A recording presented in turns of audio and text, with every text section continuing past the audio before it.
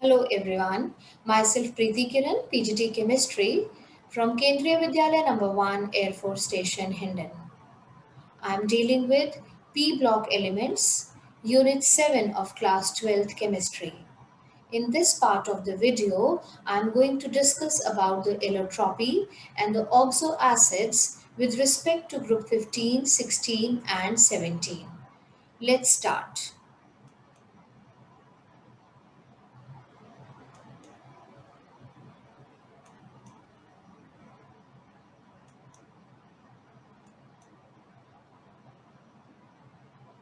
Allotropy. This is not a new word for you. You have studied about allotropy in your class 10th and 11th. In 11th, when you studied about group 14, then you studied about the allotropic forms of the carbon, that is diamond, graphite, and fullerenes. Now, in this video, we will discuss about this phenomena with respect to group 15 and 16. Let's have a quick recap that what actually allotropy is. Allotropy is the existence of a chemical element in two or more forms, which may differ in the arrangement of the atoms in the crystalline solids.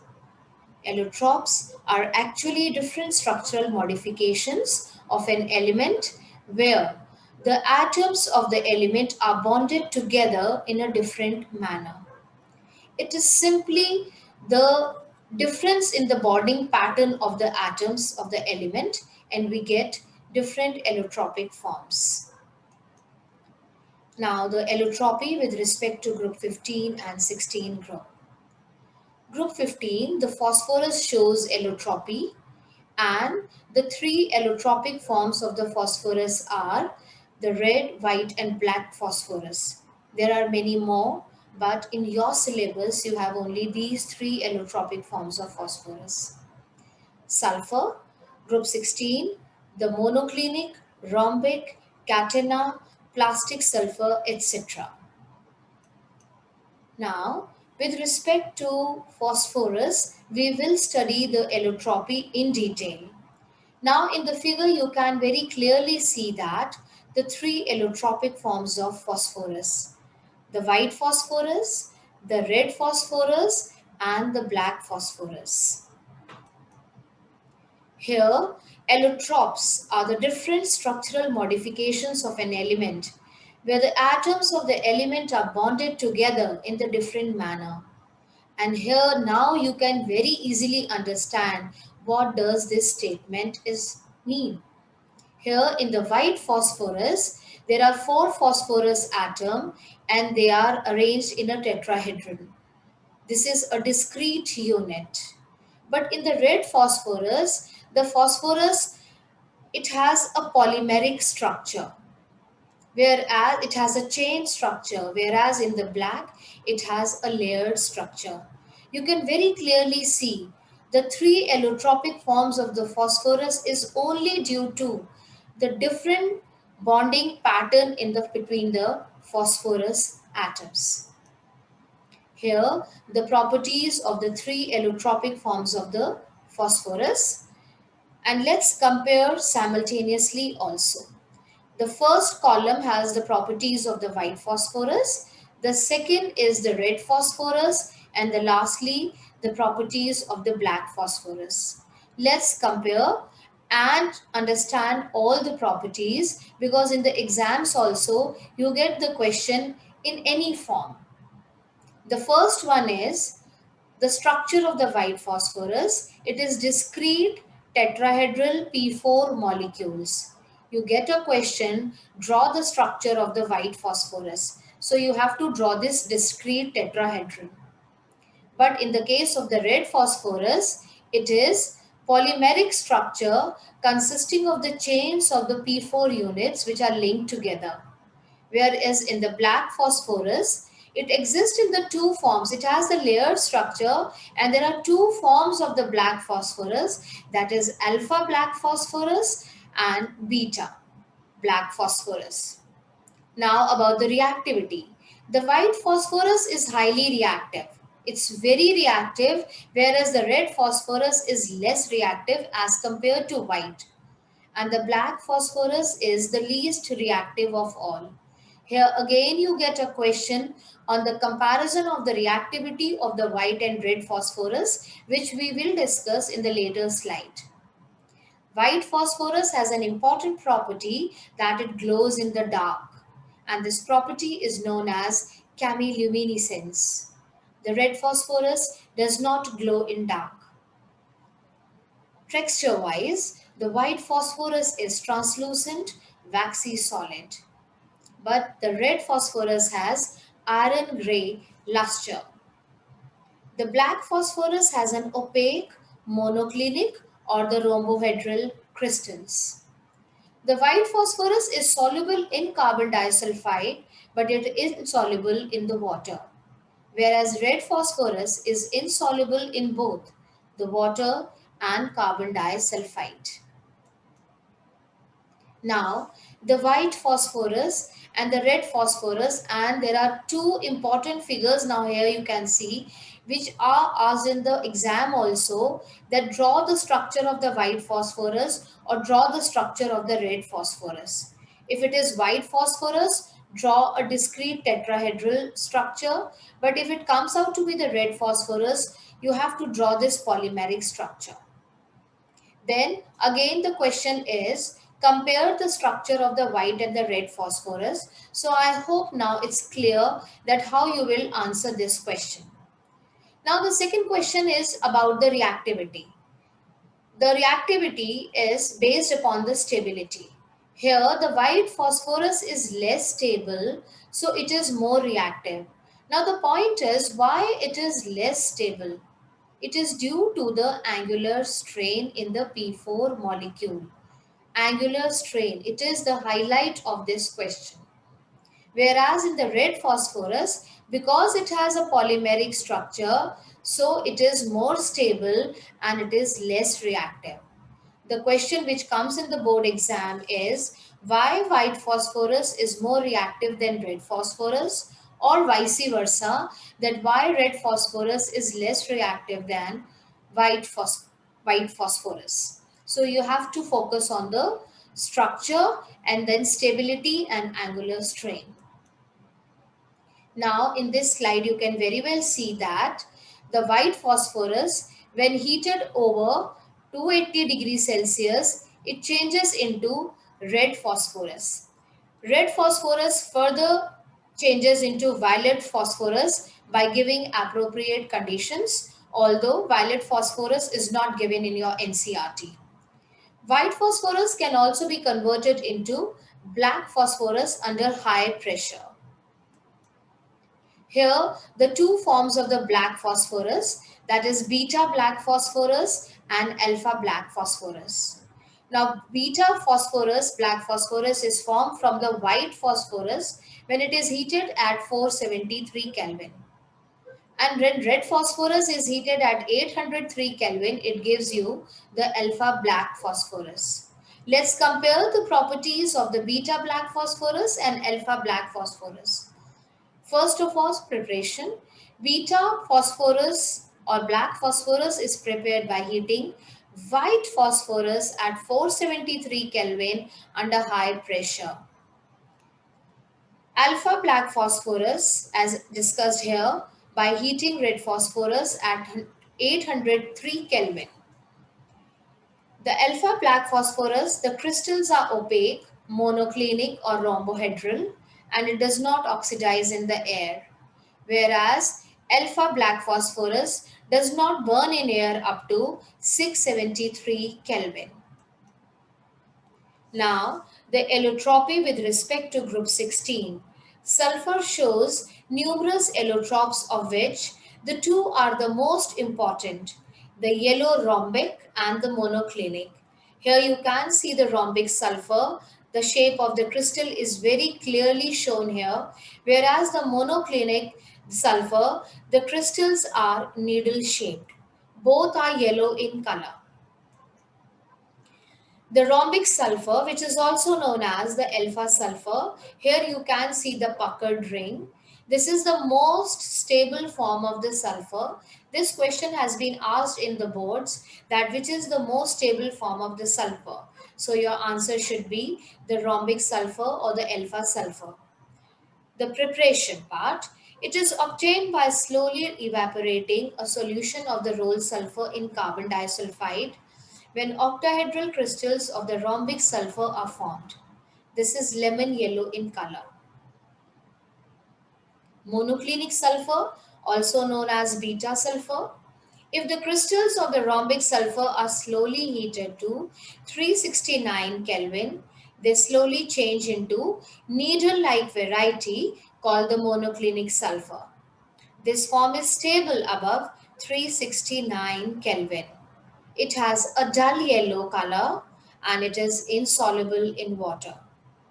Now let me tell you the importance of this temperature, that is 369 Kelvin. But before dealing with that, let us compare the rhombic sulfur and the monoclinic sulfur. Rhombic sulfur is yellow in color and the crystals are octahedral in structure, whereas monoclinic is pale yellow and the crystals are needle shaped. The melting point of rhombic sulfur is 385.8 Kelvin. For monoclinic, the melting point is 393 Kelvin. The specific gravity value for rhombic is 2.06 and for monoclinic it is 1.98. The preparation we have already done, and the rhombic sulfur is insoluble in the water but it is readily soluble in carbon disulfide. The monoclinic sulfur is soluble in the carbon disulfide. Both rhombic and the monoclinic sulfur have S8 molecule. That means sulfur is octaatomic and they have the puckered ring. There are several other modifications of the sulfur which contain 6 to 20 atoms per ring which have been prepared. This is the puckered ring here, but it is S6, that is chair form. Now the importance of this temperature, that is 369 Kelvin. This is a very important question which is asked, that what is the value of the transition temperature? What is the transition temperature? What is the significance of the 369 Kelvin? Which form is stable below 369 Kelvin? Which form is stable above 369 Kelvin? What happens when alpha sulfur is heated above 369 Kelvin? So there are so many questions which is framed here.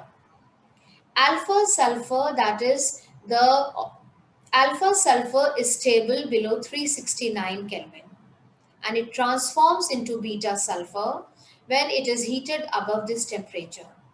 And at 369 Kelvin, both the forms are stable. And hence, this temperature is called transition temperature.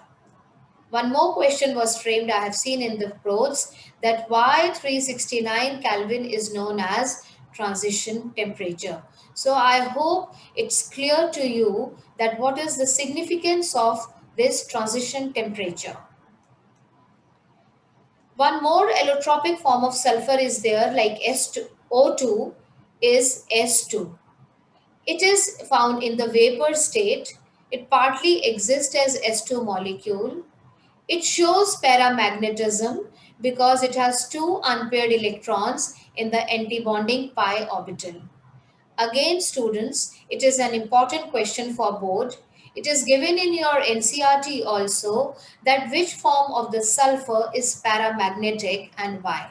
So the answer is S2 is paramagnetic because of the presence of the two unpaired electrons in the antibonding pi orbital. This is the question, which form of the sulfur shows paramagnetic behavior? The answer we have already discussed. Now, the next topic of this video is the oxoacid. You have studied about the oxoacids also in class 11th. Let's have a quick recap that what are oxoacids. An oxyacid or an oxoacid is an acid that contains oxygen. Specifically, it is a compound that contains a hydrogen, oxygen, and at least one other element, with at least one hydrogen atom bonded to oxygen that can dissociate to produce the hydrogen ion, that is proton, and the anion of the acid. Now, there are few common oxoacids are there on the slide. H2CO3 is an oxoacid of the carbon known as carbonic acid. Then we have the oxoacid of chlorine, that is chloric acid. We will study about the other oxoacids of the halogens here in this slide and the videos only. The oxoacid of the nitrogen, phosphorus and sulfur, nitric acid, phosphoric acid and sulfuric acid simultaneously. Now you can see the pattern that how the formula is written. The formulas of the oxoacids are usually written with the hydrogen first, followed by the central element and then oxygen. Hydrogen followed by the central element and then oxygen. This is the pattern. How do we write an oxoacid? First of all, the oxoacids of the nitrogen family. There are three oxoacids of the nitrogen: hyponitrous acid, that is H2N2O2, the nitrous acid, that is HNO2, and the nitric acid, HNO3. Nitric acid, here is the structure. About the nitric acid preparation and properties, I will deal in the other video, but I'm sorry, here you can see the hydrogen is bonded to nitrogen via oxygen. So it is an oxo acid.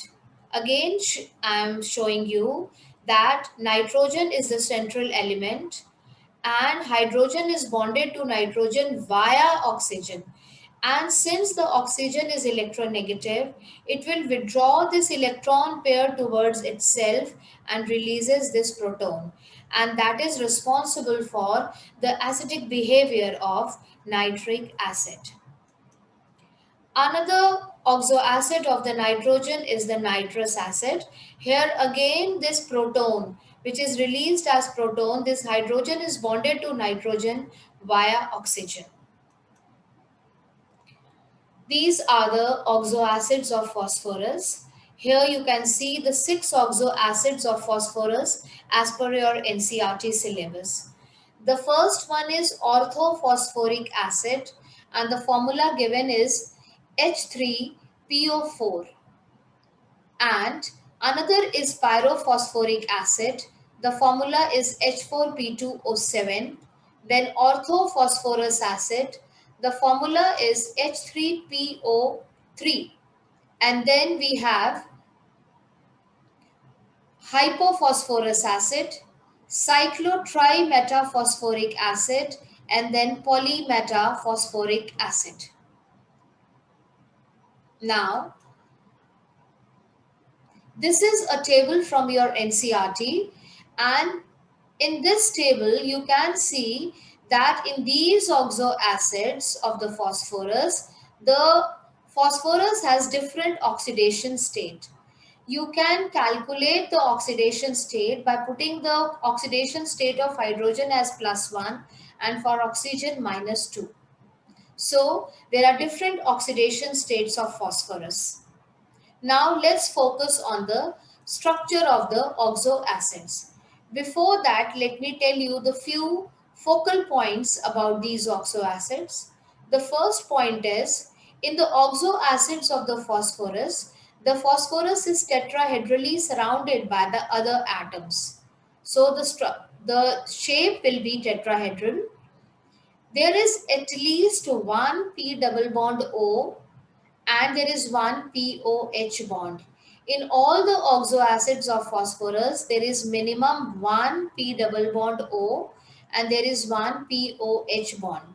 In the next slide, I will show you this.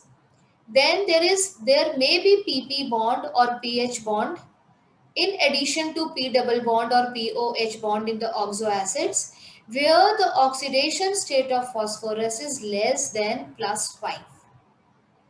These acids in the plus 3 oxidation state of phosphorus, they tend to disproportionate to the higher and the lower oxidation states.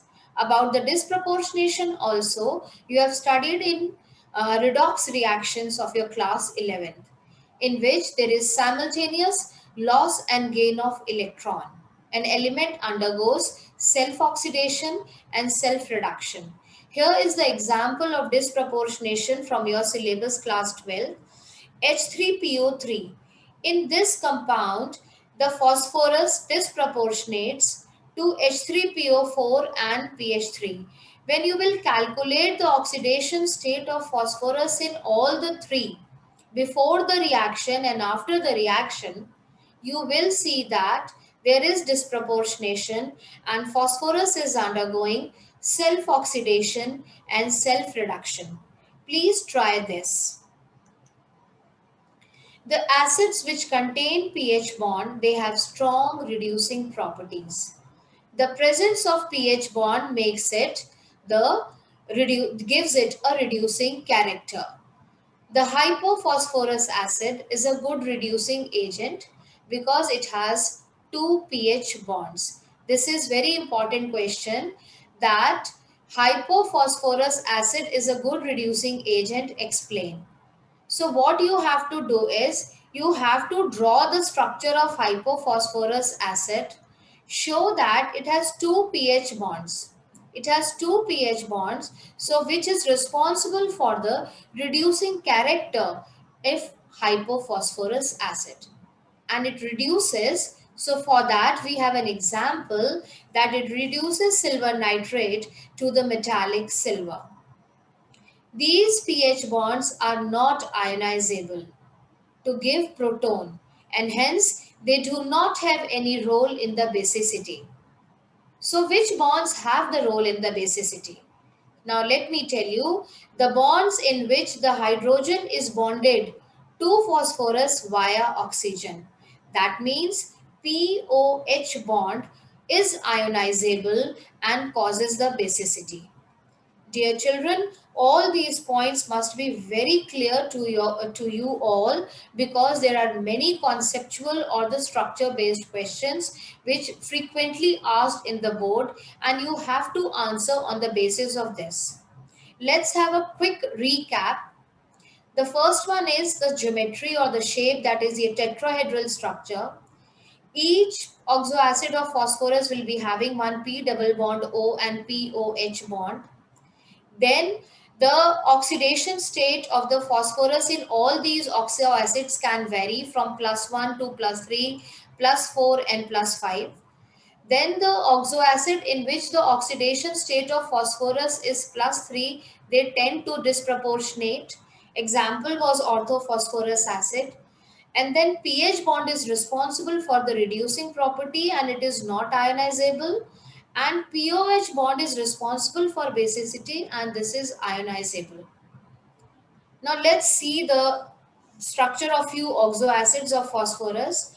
Now focus your attention on all the four oxoacids and you will see that all of them have P double bond O. I think you can see the cursor. All these oxoacids have minimum one P double bond O. They all have minimum one POH. It has three. It has again four. It has two POH bonds and it has only one. Minimum one POH bond is essential. And these POH bonds are ionizable and they are responsible for the basicity. In the coming slides, we will discuss the questions based on the basicity. And then you can see the pH bond. If the pH bond is present, then that is responsible for the reducing property of that oxoacid. The first question here is, how do we account for the reducing behavior of H3PO2 on the basis of its structure? So first of all, you have to draw the structure of H3PO2 and then you show, the question is on the reducing behavior. So show the presence of the two pH bonds. These two pH bonds gives it the reducing behavior. Now the next question is based on the basicity of H3PO4. Just To make it simplify, just draw the structure. When you will draw the structure, you will get three POH bond and which are responsible for its basicity. Since there are three OPOH bond, it will release to give three protons, so its basicity is 3. It is tri-basic. Similar questions can be asked on any of the oxoacid of the phosphorus. The best way to answer these questions is just draw the structure, locate. If the question is based on the reducing character, stress on the presence of the pH bond, and if the question is based on the basicity, then stress your answer on the presence of the POH bond. Then this question we have discussed, what happens when H3PO3 is heated? It disproportionates, that I have discussed in the previous slide. Now there are questions like draw the structure of the oxoacids. They can give you any of the formula or they may give you the name also, and they may skip the formula. So please remember the name of the oxoacids also and try and practice to draw the structure of these oxoacids. Then the next question is based on the basicity, which I have explained that how you will answer this. Draw, locate the POH bonds, the number of the POH bonds, and answer. And the next question is on the reducing behavior. Again, draw the structure, see the pH bonds, and answer accordingly. Next question and the last is arrange oxoacids of phosphorus in decreasing order of reducing strength. So draw the oxoacids of the phosphorus, count the number of the pH bonds.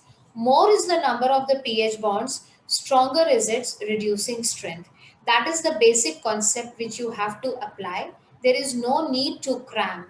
Understand and answer. Now the oxoacids of the oxygen family. In this, we have the oxoacids of sulfur. Nothing much in detail about them, but yes, you get question on their structures. So do practice these oxoacids, the structure of these oxoacids of sulfur. The names of these oxoacids are given, and here you can see that the many of the oxoacids of the sulfur are unstable and many of them are stable. Which are unstable, they cannot be isolated. So practice the oxoacids of the sulfur, oxoacids of the sulfur also. Now, oxoacids of the halogens, that is group 17. Here in this table you can see the oxoacids of the fluorine, chlorine, bromine and the iodine. Here fluorine forms only one oxoacid. This is again a question which is asked in the board exams, that why there is only one oxoacid of the fluorine, and the answer is due to the high electronegativity and the small size, fluorine forms only one oxoacid. Chlorine, it forms all the four oxoacids, that is halic acid, hypochlorous acid, chlorous acid, chloric acid and perchloric acid. Bromine and iodine, they form major all the three acids, but they do not form the bromous acid and the iodous acid. Fine. So they give you the question, write an oxoacid of fluorine. So your answer will only be HOF and nothing else. Then they give you the question that write all the oxoacids of chlorine. So write HOCl, HOClO, HOClO2, HOClO3. If they ask you the names, then the names are here. But they ask you draw the structure or arrange them in their increasing order of acidic strength. Similarly, they may ask you the question that which oxoacid is not formed by the bromine and iodine. Here it is very easy to frame multiple choice questions. Now the structure of the oxoacids of the chlorine that is given in your NCERT. These are the four oxoacids of the chlorine. Here the common error first of all I want to tell you is that Here you forget to draw the double bonds. Please complete the octet of oxygen and draw double bond between this oxygen and the chlorine. Now, this is the structure of the hypochlorous acid. This is chlorous acid. This one is chloric acid and the last one is perchloric acid. Now the next question which come here is arrange the oxoacids of the chlorine in the increasing or decreasing order of acidic strength. To do that question correctly, you have to understand that what are the factors that govern the acidic strength. For that, you must know to calculate the oxidation state of the central element. For example, here in all these oxoacids of the chlorine, you have to find out in each of them the oxidation state of Cl. In hypochlorous acid, the oxidation state of chlorine is +1. In chlorous, it is +3. In chloric acid, it is +5. And in perchloric acid, it is +7.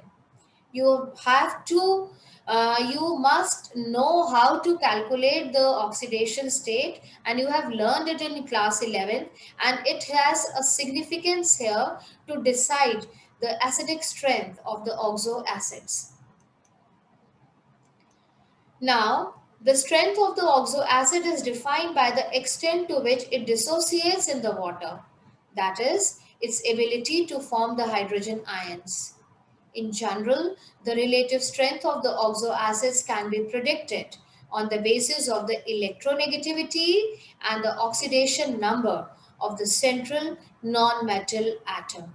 So you have to pay attention on electronegativity and the oxidation number of the central non-metal atom. Let's see this and understand with the help of examples. The acidic strength increases as the electronegativity of the central atom increases.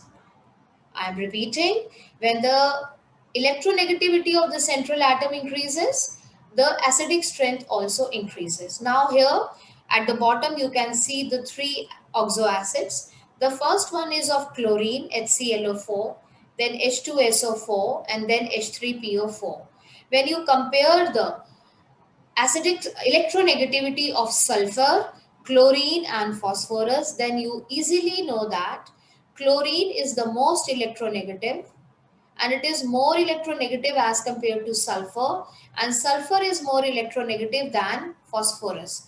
So the decreasing order, these oxoacids are arranged here in decreasing order. Out of all these three, HClO4 is the strongest, then H2SO4, that is sulfuric acid, and then the phosphoric acid. So if this type of question comes, when you get an oxoacids of the different elements, then focus your attention on the electronegativity. Compare the electronegativity of the central element. More is the electronegativity, more is the strength of that oxoacid. Then again, this is another example in which there are three oxoacids of the halogens only, HOCl, HOBr and HOI. Again, you have to focus your attention on the electronegativity. Just compare the electronegativity of Cl, Br and I. Cl is most electronegative of the three and hence HOCl is the strongest of the three acids. Then HOBr and the least is HOI. The acidic strength decreases as the electronegativity decreases. For a given nonmetal central atom, the acidic strength increases as the oxidation number of the central atom increases.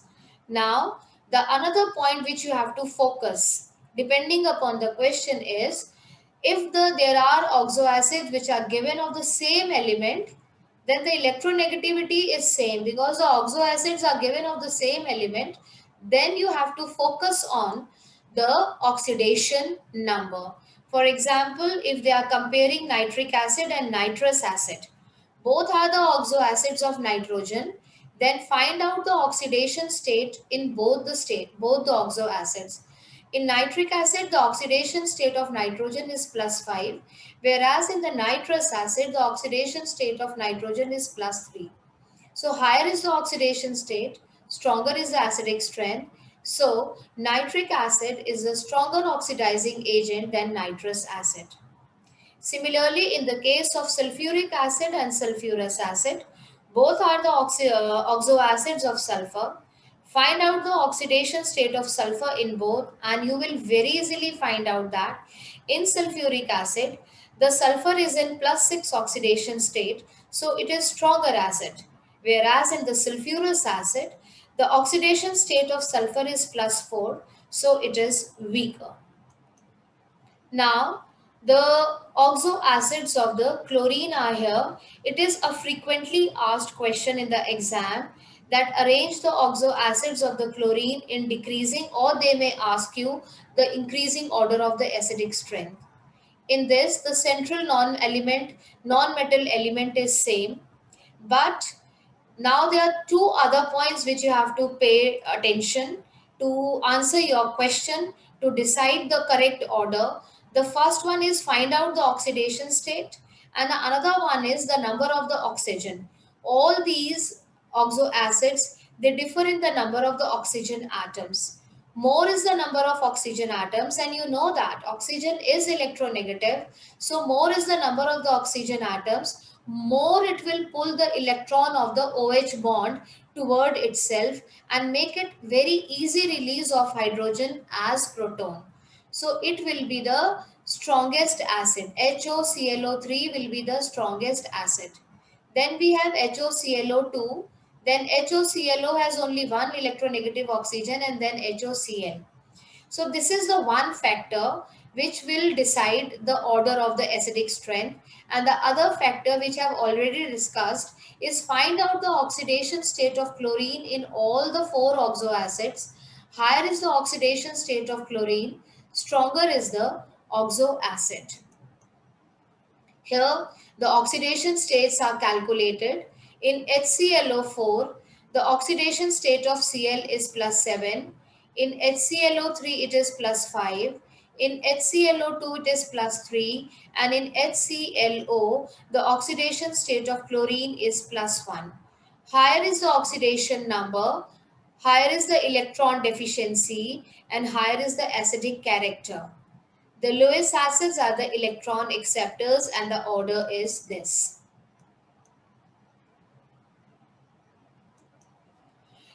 Dear children, in this video we have discussed about the allotropy and the oxoacids. In allotropy we discussed about the allotropic forms of the phosphorus and sulfur, and oxoacids we discussed about the oxoacids of the nitrogen, phosphorus, sulfur, and the halogens. We discussed many conceptual questions in the oxoacids, which are based on the electronegativity or the oxidation number and the structure based questions. I hope all the video and all the content is clear to you. Thank you so much.